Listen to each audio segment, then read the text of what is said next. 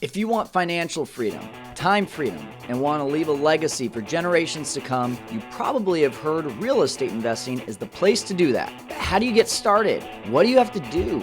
When's the right time? If you are looking for those answers, you've come to the right place. My name is Kyle Stanley, and this is Fearless Flipping. My mission is to help you learn this business and conquer real estate investing. Hey, welcome into Fearless Flipping. This is Kyle Stanley, and you are checking out this podcast with Shane Swanberg from up north in California.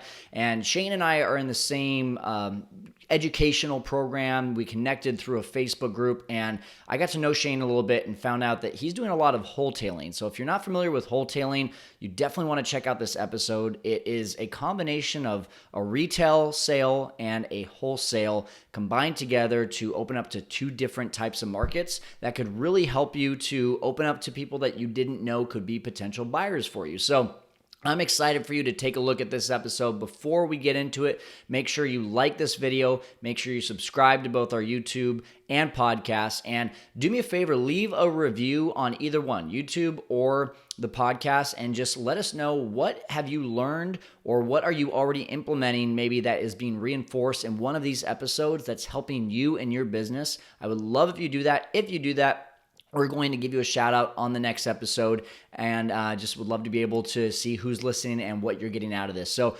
before I continue to go, let's go ahead and jump in with Shane Swanberg on wholetailing. Hey, you got to love technology. Shane Swanberg from Sacramento. We've never even met face-to-face, Shane, but here we are talking on a podcast and talking about something that you and I both love, which is real estate investing. So thank you so much for being here today and just imparting your knowledge on our viewers. Thank you. Happy to be on the show, Kyle. Awesome. And you've got a podcast of your own. We'll talk about that later in the show. I'm sure a lot of our viewers and listeners are going to be excited to jump into that one too. But I just really want to know, first of all, as I always love to ask, what is your weirdest or most interesting real estate investing story thus far? I think the story I'm going to go with is the story of how I got my first deal. And I think that provides a lot of value because you may have some listeners who are new to real estate or they're in the game but haven't quite grasped or haven't got that first deal yet. So I'll share that story with you guys. Basically, the way I started my active real estate flipping business is through cold calling. I have a background in sales calls, running a call center. So I figured I should use that skill to my advantage. The other thing I noticed is a lot of real estate investors are scared to pick up the phone and call someone, call a homeowner. So the way I did my marketing is I pulled a list of homeowners who were in pre-foreclosure, and I skip traced all their names and addresses to get their phone numbers and emails. And every single day I started dialing for dollars. I was actually on a leave of absence from my regular job. I just had my wife and I had our first son, and I had 7 weeks off. And I said, this is the time to start this business. So for 7 weeks, I was calling and calling and calling and calling. Lots of Red Bulls, lots of energy drinks to keep me going. But eventually I got a lady who answered the phone, and she was in pre-foreclosure. And she needed help. She needed a way out. So I set that first appointment, and I was super excited about it. Went over to her house. Again, I've never done a deal before, so I didn't really know what I was doing. And when I got there, I went through the house. I did a tour of her property. I sat down with her and kind of talked to her about her goals. And her main goals were to sell the property and not have a foreclosure on her record. She was getting ready to get married, and she hadn't made a payment on this house in a while, and she had lived in this house with her ex. So her goal was also move into somewhere else and start a new life, get married, and kind of put this all behind her. So I wanted to help her. The problem is that she owed more than the house was worth also. So that's a problem. So we put the deal together, and I told her, hey, the only way this can work is to do a short sale. So I put the deal together, and I actually have mortgage and banking background, so that helped me with the short sale part of it. But we submitted the offer to the bank, And we waited and we waited, and they kept asking for more documents. And they finally said, no, we're not going to accept your offer on this short sale. And then I found out that the house was going to auction. So we kind of struck out on the short sale, didn't get much of a response from the bank. Then they declined it. And then I found out it was going to the auction instead. So what do? I've already walked the property. I already had done my repair estimates. I knew exactly what the house was worth once it was done being repaired. And I knew exactly what I could pay for it. So I'm like, I'm going to the auction. Absolutely. Why not? So I had done my calculations and I figured out the max I would be willing to pay. And when you go to the auctions, you have to bring a cashier's check or have that amount of money ready to roll. So I went there with my max that I was willing to go up to. I don't know. Have you ever been to an auction, Kyle? I've only done the online auctions. I haven't actually been to one yet. Okay. So this was a courthouse steps auction and they're intense. I mean, you literally have at this auction, this was in Sacramento County, and there's some very experienced people that go to these auctions. There's probably 30 or 40 people standing there, and they all had their headphones in their ears like they're talking to someone else. I don't know who they're talking to. And these properties are coming up and they're getting bid, and people are bidding back and forth and bidding the price up, and they're going. So I was there. I had been to one auction prior to that. I didn't buy anything. So this is only the second time I've been to an auction. I was there by myself, and I had one house that I was going after. And the advantage that I had is I knew everything about the property, where normally in a foreclosure auction, you don't know what that house looks like on the inside, and you don't know if you can get the homeowner or the tenant out of the house. So there's a lot of risk when you go to auctions because you don't know those two things. And I did know those two things about this one property. And then I was also thinking what auction strategy I wanted. Like, do I want to just aggressively bid or kind of wait till the last minute and then throw up my card? So long story short, the property comes up for auction. My heart's beating real fast. And there's a few people going back and forth on it, bidding it up. And it went going once, going twice. And then I raised up my card and I made my bid. And as soon as I made my bid, no one else bid after that. And it went once, went twice, and sold to me. Wow. That's awesome. That's so awesome, man. So, I mean, a few things there that are just key takeaways that I get is that you were, first of all, willing to do what not many people were willing to do. And a good friend of mine here in town, Matt Garabedian, he straight up says, if you're not willing to cold call, then you're just probably not going to make it very long in this business, because that's just something that you have to do. So kudos to you for doing that. And then once the bank didn't, well, then you found the way to be able to bring it to the bank. You had that niche where you already knew that. So that was awesome. I would love to eventually learn that from you, of like how you knew or what you knew to do for that short sale and taking it to the bank. But the fact that you actually like did that and took it to that next step and still failed, quote unquote failed, and still tried to find a solution. And I mean, you deserve that first deal. So good for you, man. And since I am curious, I mean, what was that process like where, you are initiating that short sale? I think that's a first for me. I haven't really heard about a buyer trying to initiate a short sale by taking it to the bank. Can you talk about that process for a second? Yeah. So short sales in this market are very rare. Like if you look at the statistics, it's like point something. It's not even 1%. And they used to be very common back when the market was in more of a recession. So once I knew I wanted to do a short sale, there were some requirements from the bank. One of them being it had to go on the MLS.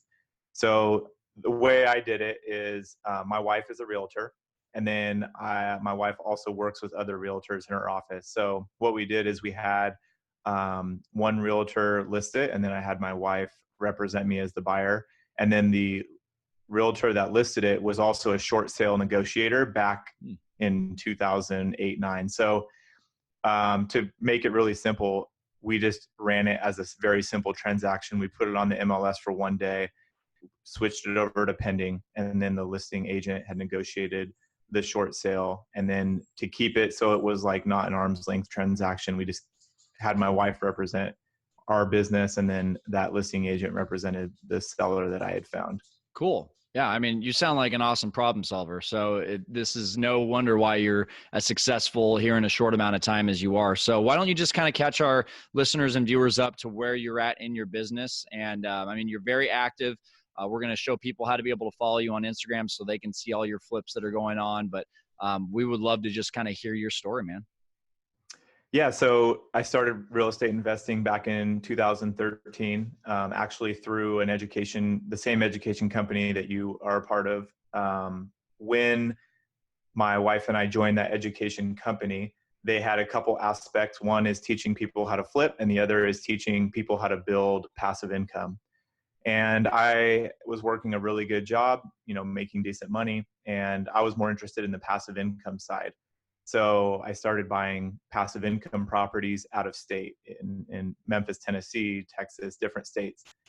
So that's what really excited me, and that's what I was going after starting in 2013. My wife, on the other hand, also was very intrigued by real estate after going to this. So she became a licensed realtor.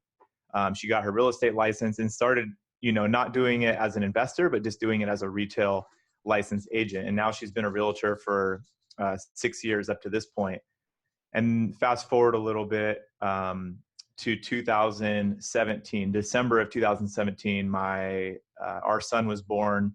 I had some time off of work.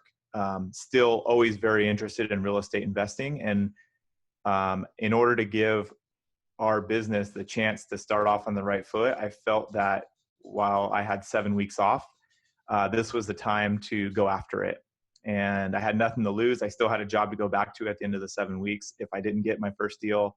So I spent the entire 7 weeks with the baby, but also starting our real estate business together. And I did that all through cold calling every single day. And actually, I didn't get that auction deal during the 7 weeks.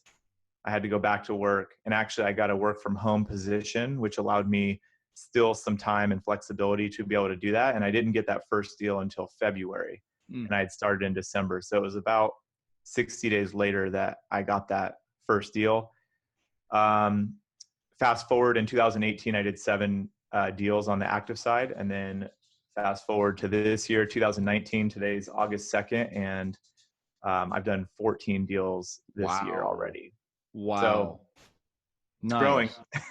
Where did you see that momentum start to pick up, and how did that, I mean, you've already doubled 2018 and we're just barely over halfway through 2019. What did you just experience with that momentum? What kind of kickstarted it? I think it all starts with the first deal. The first deal is definitely the hardest. And then once I got the first deal, deal 2 and 3 came like almost immediately after it. I made offers on a lot of properties. I have a really good follow-up system. And when you're throwing your hook in the water that many times, you may not get bites right away, but you might get bites later down the road. So it's just consistent action on a daily basis that I've found has led to success. I also hired an acquisitions manager after I think the first 3 or 4 deals. So we now have someone who works with my wife and I on helping us acquire deals.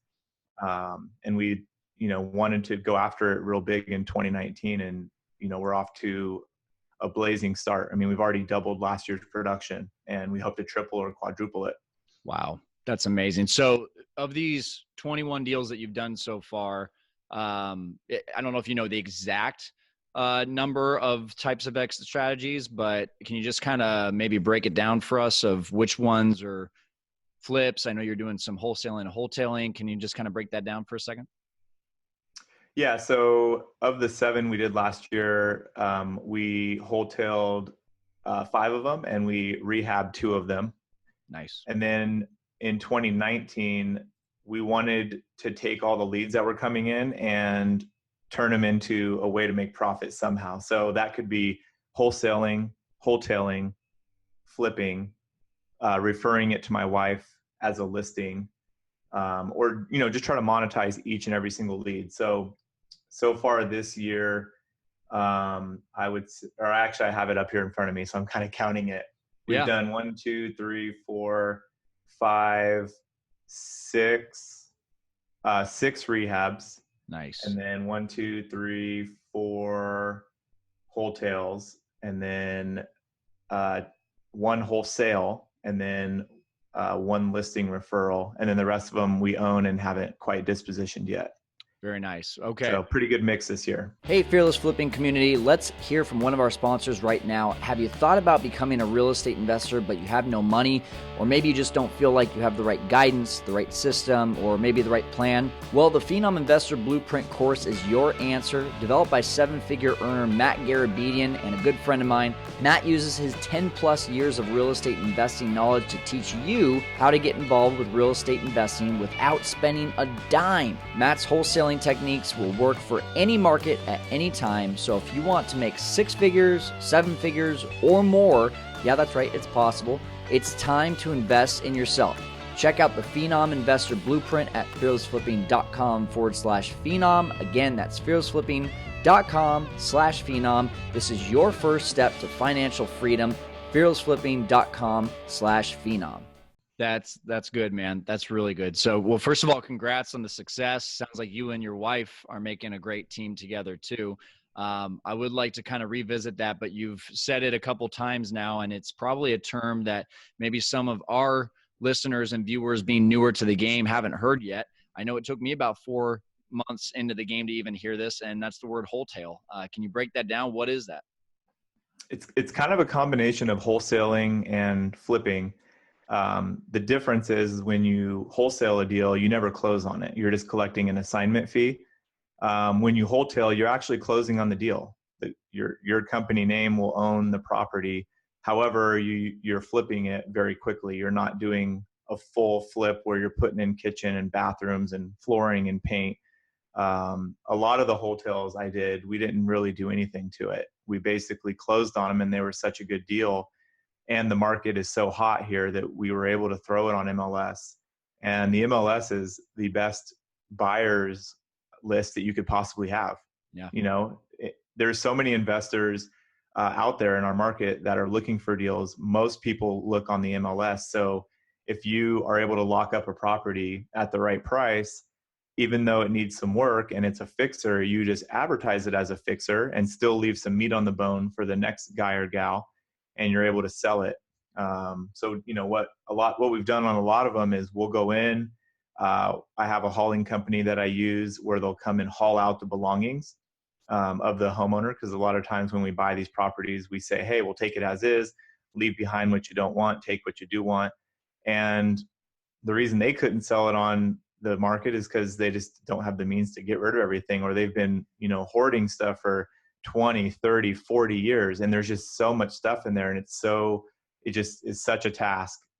So we go in there and we haul everything out. I mean, everything from the toothpaste that's in the bathroom vanity to, the can of coffee that's been in there for 10 years in the back of the kitchen cabinet to, the old lawnmower in the backyard. So all that stuff gets hauled out. That adds a lot of value to the property just because there's not a bunch of junk everywhere. Landscaping does a huge job. I have a really good landscaper go in, cut the grass, trim all the bushes. We usually just get it as clean as possible. Sometimes lay down some bark because that's super cheap. And then cleaning the property. These houses are filthy. They haven't been cleaned. They're dusty. They're dirty. The windows haven't been cleaned up. So we'll go in with our cleaning crew, and they'll spend an entire day, 2, 3, 4 people cleaning the house. And those 3 things are the baseline of what we do, because I can usually accomplish all 3 of those things for under $1,000. That's great. And the amount of value you add just doing those 3 things can allow me to list the property or my wife to list the property for a higher amount on the MLS than we would if we didn't clean it, didn't mow it, and didn't haul everything out. That's awesome. I mean, it's so simple, right? It seems like more people would be doing this, but I guess that is a good question, actually, as I think of it. But why aren't more people doing that? I think people watch HGTV, and it's so cool. And I'm throwing up air quotes for those who can't see it. It's so cool to flip because you get a badass product at the end where you have, these gorgeous kitchen countertops and cabinets and backsplash and can lighting and you got these gorgeous bathrooms with this beautiful tile and the floors and the paint. And it's really, really rewarding to finish a rehab and have an end product come out like that. Mhm. And I feel that way too. And I still do some flips. But at the end of the day, this is a business, and I've ran numbers on a wholesale versus a flip. And what I found is a lot of times the profit is exactly the same. I could put 30, 40, $50,000 into it and sell it for retail, or I can turn around, clean it up, throw it on the MLS and still net with only putting about $1,000 into it, the exact same profit. And once I found out I could do that, a lot of these projects that I bought, or a lot of these houses that I bought, I decided to wholesale because I was able to get the same net result profit wise. A lot of that has to do with the market. I don't know if that strategy is going to be around forever in all markets, but I can tell you right now here in Northern California, that is a strategy that is definitely viable. Yeah. Well, what you're sharing right now, Shane, is so relatable. And this show is about you, but I do want to just share a quick story with our audience of what's going on with my third deal right now. And I got it from a wholesaler. We were able to negotiate it. He wanted 95. We got it down to 85. And I was, doing my repair estimates. And, just like anything, you just kind of overlook one or two things. After getting it under contract, I thought the repairs were going to be around 30 to 32. My contractor came back and said, no, this is a $37,000 job. And I'm thinking, wow, there goes like a quarter of my profit. And then again, like I heard this word wholesale, and I started doing the numbers, and I'm like, man, I mean, the MLS, it's so competitive. Like I'm not getting any deals on the MLS. I'm like, how are these guys getting these? These must be buy and holds for most of the people on MLS, because the spread is just not there. And so after crunching the numbers, it's like, yeah, I mean, hold on to it for a month, or maybe not even a month if you get a cash buyer on the MLS, or rehab it and 3 to 4 months later still get the same profit. It's like, why not? Is that kind of like a good summary of what you usually see as you go through and decide that you're going to wholesale these? Yeah, I mean, one thing you said that I can definitely relate to is you said, I'm trying to buy houses on MLS and I can't. None Yeah. of the numbers make sense. And I've submitted over 100 offers on MLS, and I've only gotten one deal out of the 21 off the MLS. It's Mm. super competitive. So when I see that and I buy a property, I'm just like, man, I should just throw it on there because it's going to go for more than what I think it is. Um, but yeah, there's a few variables that go into it. There's also two types of wholesales that you can do. There's a retail wholesale and an investor wholesale. And the key difference is when you're doing a retail wholesale, that means the house is in pretty decent shape and you have the end goal of selling it to a retail buyer. Someone who maybe can go in and do a bathroom and a kitchen. The house isn't in that bad of shape. It's move-in ready. You've cleaned it up. It just maybe needs some updating. A investor wholesale is different. This house is not going to go retail. It probably won't qualify for financing. And what you're trying to do with this type of wholesale is make an investor go into the property and feel like, you know what, this isn't that bad of a rehab. I could do this. It looks more of a cosmetic rehab. Maybe you go in and eliminate a very bad smell in the property before putting it on the MLS. So when the investor walks in, they don't have that smell that's kind of making them feel like this is going to be a hard project. Or if there's something about the property that might make an investor feel like it's a hard flip, maybe eliminate those couple of things and make them walk in and be like, oh yeah, floors and paint, kitchen and bathroom, this thing's simple as can be. And you're going to get a lot more money by knowing who that end target is that when you put it on MLS, you're going after. That's great. That's really awesome. So I guess my question is, some people are probably listening right now and saying, well, yeah, that's all good and great, but I really want to rehab, and I don't care if the profits are going to be the same. I really want to do that. What would you say to that person? Would you say go for it? Would you, try to get them to look a little bit more at wholetailing as their exit strategy?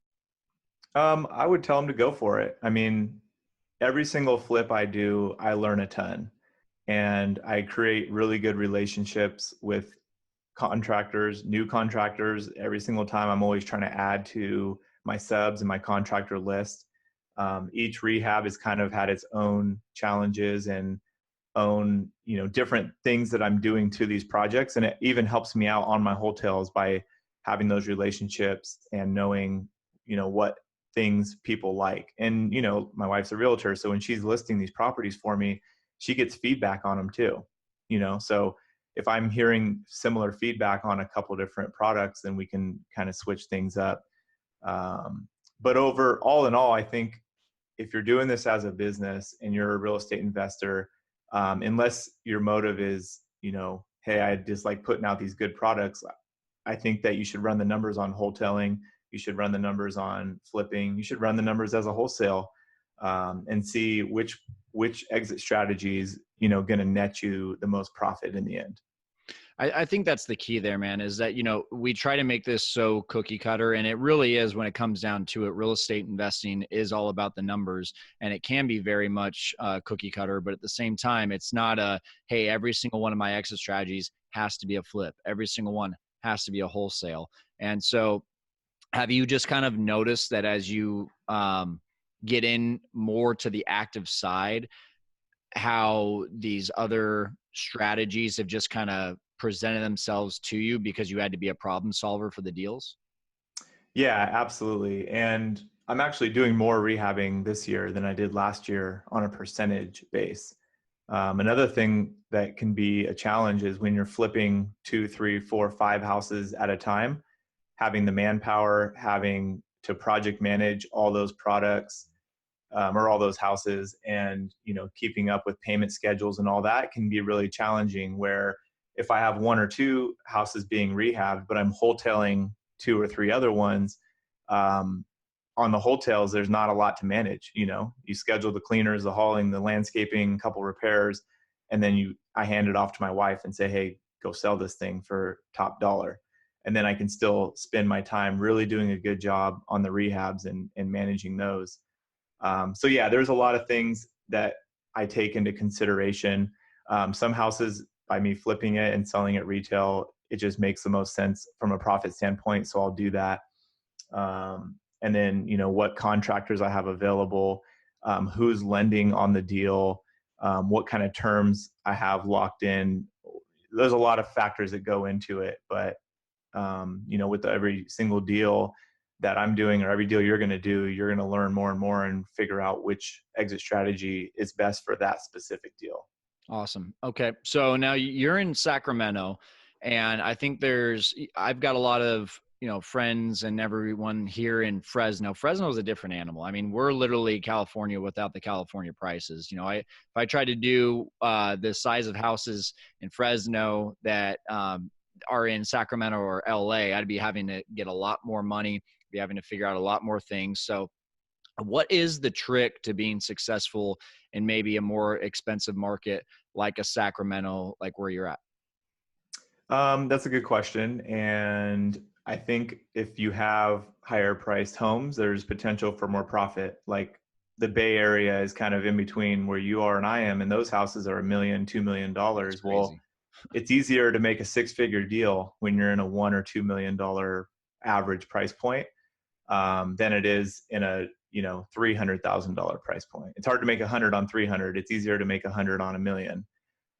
So I look at it as an advantage to being in a higher price market. However, when you're going after private money, it's a little bit more challenging to get $300,000 or $400,000 than it is to get 100 or 150. But the money's out there. It totally is. What I've found is people are not savvy investors, and they have money sitting in their savings account, and the interest rates are so low right now. I mean, most people are earning 0.1% or 0.25% on their money that's sitting in their bank account. And you know what else I found? A lot of people have more money than you might think they do. So I know people that have $100,000 sitting in the bank, or 200 or 300, and they're literally earning $3 to $4 in interest a month. And I advertise on Instagram what I'm doing, what projects I have going, and anybody who's a friend of mine or a family member or anybody who I care about, I always am open to them throwing money into my deals and investing with me. And I pay everyone a 10% rate of return on their money. And if you do the math on, $100 or $200 or $300,000, 10% rate of return is a heck of a lot more than $3 a month. Oh yeah. Oh yeah, absolutely. Well, and that actually brings up a good point because, as you and I were taught when it came to our education system, you talk about mainly rehabs. And so now when we talk about owning a house and wholetailing it, and maybe it being in your name and using that private money for 2 to 4 weeks, how do you explain that to your investors so that they are a little bit more comfortable with their return? Or have you noticed a difference? I would say the first thing on a wholesale is it's a safer deal, because if you're getting in and out in 30 days, there's less likely chance of the market crashing in 30 days, right? That's probably not going to happen. So it's safer. The other thing is I always pay my investors a minimum of 2 months interest. So technically speaking, if I give them 2 months of interest and I only had the property for 1 month, they actually made a 20% annualized interest rate. That's awesome. So they like it. And with the number of deals I'm doing, I'm able to just roll their money a lot of times. We'll be closing on a deal and I'll have another one I'm buying in a week. So, their money just rolls over to the next deal and they're just continuously earning interest. That's awesome. I like that. Now that you say that, that makes a lot of sense. It just in terms of negotiating the deals and negotiating the interest, did you feel like that was something you were just throwing a bone out there, or did you feel like that was needed in terms of, did you get any pushback from people only being in a deal for a month? I'm sorry, say the question one more time. Yeah. Did you get any pushback from your private money lenders saying, hey, well, I don't want to be in a deal for only a month, and that's why you ended up going with the 2 months? Or was that just kind of a bone that you threw to them because you wanted to? It's something that I wanted to put as part of the terms, because if, let's say I think one deal I was in for like 2.5 weeks. And it's not a lot of work to be a private lender. You literally just wire the funds to escrow. You can sign electronically on your phone. Actually, you can wire the money from your phone too. Did you know that? I did, yeah. So literally you could be at work, you could sign the documents electronically, and you could wire the money from your bank to escrow wirelessly, right, from your phone. And then at the end, when you get your money back, you do have to go in to sign the reconveyance. And then the money gets wired back into your account. So it's not a lot of work, but at the same time, like if I'm in a deal for 2 weeks, and they have to go through that process, I felt like they should at least have a minimum amount that they're going to earn on the deal if that were to happen. Again, about over half my deals are rehabs right now. So a lot of the deals I'm in a lot longer than 2 months. But for those ones where it makes more sense to wholesale, I didn't want the investor to feel like, oh, this deal's better or this deal's not as good. I wanted to provide a really good return for them regardless of what my exit strategy was. Yeah. Crazy to think about doing this business back in like the 90s when there was no smartphones or DocuSign, right? It's I actually interviewed someone the other day that started this back in 1996, and she said she was putting in offers and had to literally go to the offices to sign all those papers. I'm just like, I applaud you for for your due diligence. But Shane, you have been awesome today. You've provided so much value, and you have a podcast that provides a ton of value too that I would love for you to just share a little bit more about, so our viewers and listeners can check you out too. Yeah. So at the beginning of this year, a neighbor, actually a guy I lived across the street from me when I was a kid, so a childhood friend, he just got into real estate investing, and I had been into it for a year. So we both were like, hey, we should start a podcast and just document our journey, very similar to what you're doing. He had not done a deal yet, and I had done just a handful of deals. So we're like, hey, let's get on there and start sharing this knowledge and education as we're going through it, so we can look back on it and kind of see this process and bring on some guests and share some knowledge. So we have a podcast. It's called Shaw Shane Real Estate Redemption. Shaw Shane Real Estate Redemption, and we put out a podcast once a week. And sometimes we have a guest, sometimes we just talk real estate. But if anyone's interested in following, again, it's Shane, SHAHSHANE. I know that's a lot of S's and H's. Shane Real Estate Redemption. Awesome. And if people want to get connected with you, especially being in Sacramento, I know there's got to be a lot of young and hungry people in the real estate investing field up over there, I should say. How do they get in contact with you? Social media, anything at all? Yeah, so you guys can follow me on Instagram. My handle is S_Swanberg, S like Shane _ Swanberg, SWANBERG. Or you can shoot me an email. My email address is swanbergshane, just my last name, my first name, swanbergshane@gmail.com. And a lot of my business I am getting now is from wholesalers. A lot of times they're brand new wholesalers who haven't done a deal. And I've actually, one of the things I like the most is helping a new wholesaler get their first deal, whether that's I'll show up to the house with them to negotiate it, or, telling them which title company to use that's going to be more friendly for the wholesale process. I really enjoy doing that. So if someone's in Sacramento and they're doing their first deal or their 10th deal and they want someone to wholesale to, hit me up.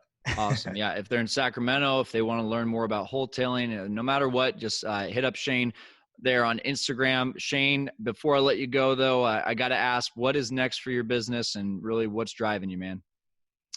What's next for the business is to continue to grow the number of deals that we're doing. The most we've had at one time was 3, and this year, or actually right now, we have 6 active projects. Wow. So getting more comfortable with being uncomfortable, and then eventually bringing on another acquisitions person, a project manager, and just continuing to scale a business. I've never actually owned a business before. This is my first time doing this. But I like to read a lot of books and listen to audibles, and I'm learning and soaking in as much as I can. But I just look to continue to scale, and then also focus more on my passive income side of the business to grow that legacy well. All right. Well, thank you so much for imparting your knowledge on our Fearless Flipping community. And I'm excited for them to learn more about wholetailing, go out there and try it. And soon they will be conquering real estate investing. Thank you so much, Shane. Thank you. Appreciate it, Kyle. All right, awesome stuff. Let's go ahead and get you to the show notes, www.fearlessflipping.com/Shane. And once again, if you got anything from this podcast, go ahead and drop us a line as either a review or as a YouTube comment that just tells us exactly what points you're going to use in your business or already are using in your business that are helping you to conquer real estate investing. Thanks so much for checking in. We'll see you next time on Fearless Flipping.